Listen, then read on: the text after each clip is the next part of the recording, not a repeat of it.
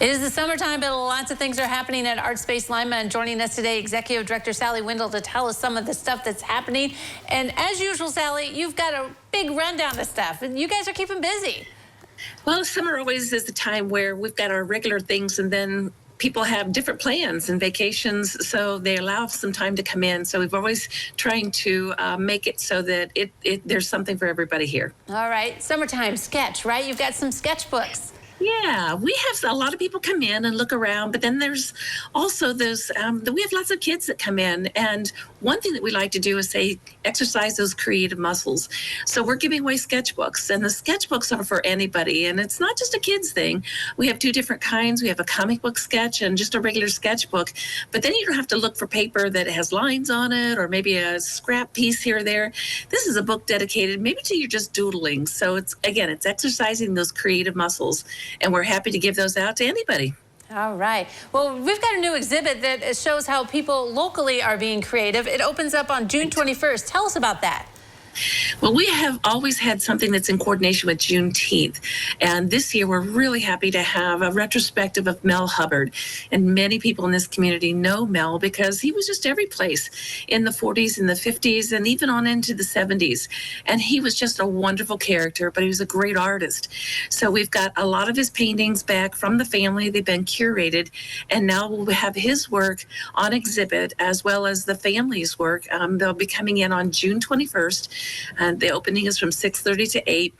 But then we never like to just keep it at one person. We like to open up some connections. And Richard Parrish is a photographer, and you've probably seen his work on the internet. He does the best sports photography, as well as events like fires or things that are causing newsworthy stories. But his work is capturing a moment in time that's pretty unique. And then we also have Nora Williams, who has connections to Lima.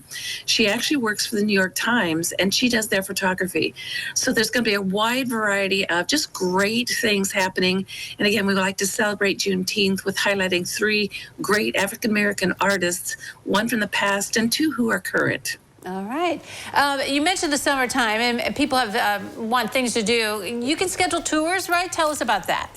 Yeah, there's a lot of times people come in and they just like to have that quiet time where they just look at the artwork by themselves. And then sometimes people have questions, which a lot of the questions are really rich. So we have developed a docent tour for every one of our shows. And all you have to do is come in, or you can even call ahead and say, I'm bringing 2 or 3 people, and kids especially with camps and maybe grandparents with grandkids.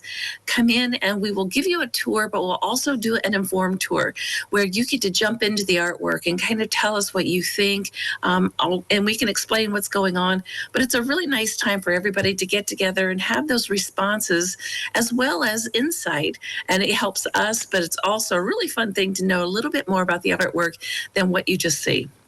All right, you have the Clay Lab, and you've got this new class coming up on July 9th. Tell us about that.